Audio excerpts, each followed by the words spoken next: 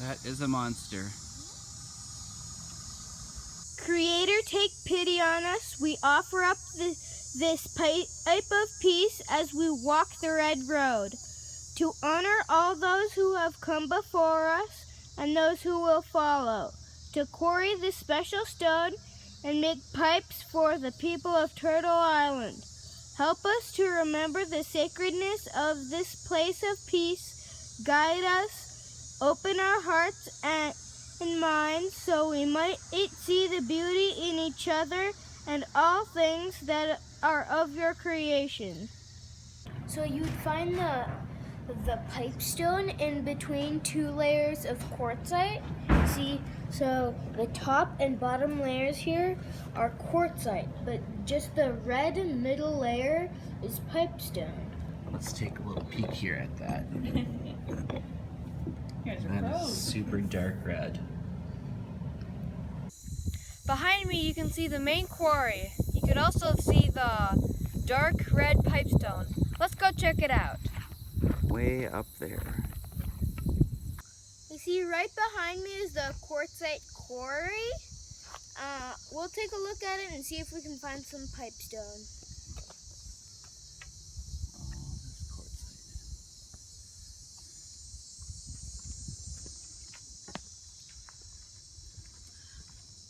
Found some pipestone. Where? Well, down here next to the animal's home. Like all around here. Right in there.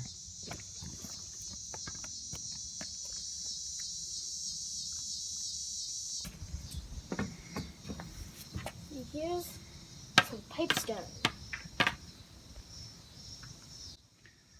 Oh yeah, look at that. Pipestone right here. Yep, so that's quartzite up there. So quartzite, pipestone, and then more quartzite below there.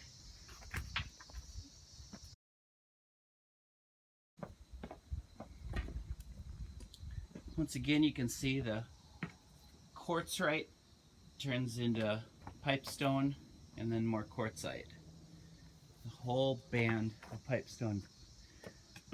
So you'd have to dig from all the way up there down deep in like 10, 15 feet down to get to pipestone. Here's a close-up look of pipestone. See how nice and pretty red that is?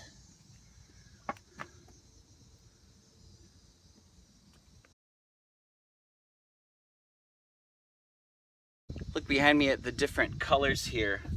See here? Quartzite. And then the different layers of pipestone here, the dark reds. And then back down to quartzite. Right here. See how pretty that is? Different reds. That oracle, look through here. You'll see the man in his face, which Franklin is right on his head right now.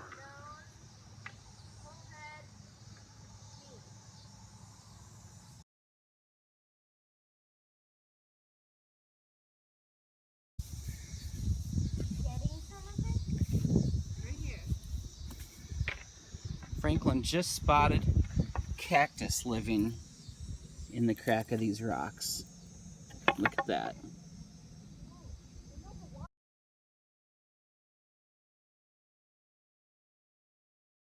Little watering hole here.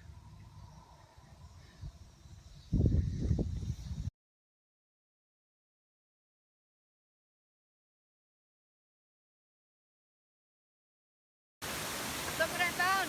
Waterfall. Here we are at the bottom of the waterfalls.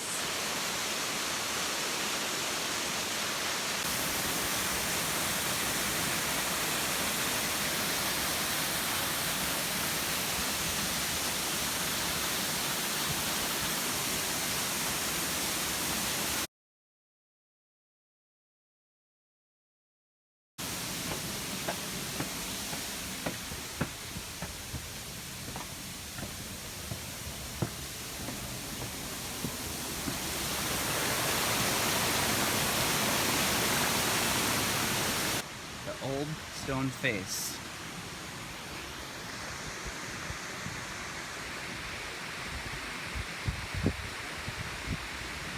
There he is.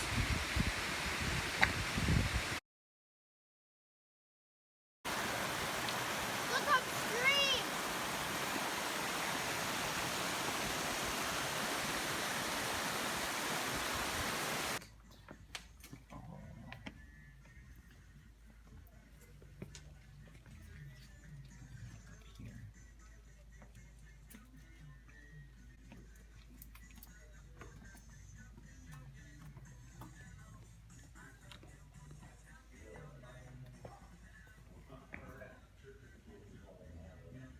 Okay, this is where they're making pipes. They got all that stone, that's pipestone, out of the quarry. And they're making them right here. Right, so this piece right here has already been cut off from a raw chunk. So right now what I do after I get it cut off is I'll flatten it and I'll square it up. And all you're gonna do is just take a file to it. Once it's been flattened and squared up, then I start taking the edges off.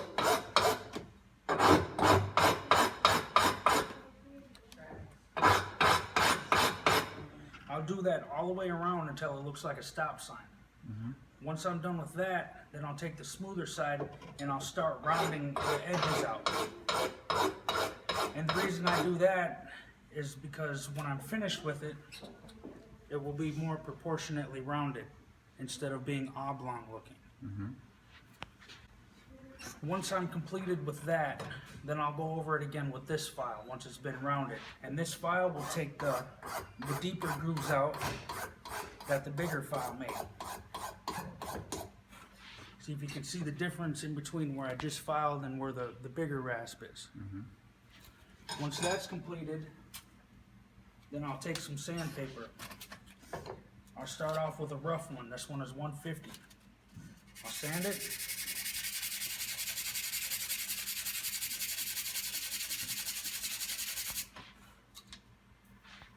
See, even the smaller grooves are out of it now. And then to take even more of the rough sanding off, I'll use 220. Once the 220 is done, I'll take steel wool and I'll go over it again. Once that's completed, I'll take an electric drill and I'll put holes in it. When I'm done with that, I'll dip it in water and I'll use wet, dry sandpaper. I'll go from 800 all the way to like a 15 or 1600 dry. And when I do that, it will give it a more shiny polish like the finished product that you see down there. All right, once I have the finished product sanded and drilled, what I do is I'll apply heat to it.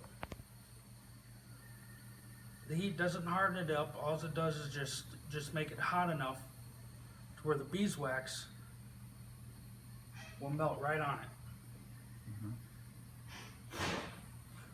Once the beeswax is melted on it, just dip it in some cool water.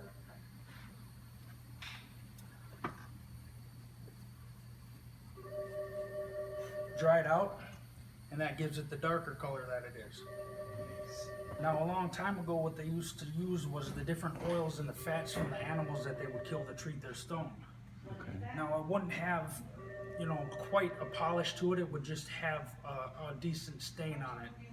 And we will do the same thing with our stems. I don't know if I got like this here.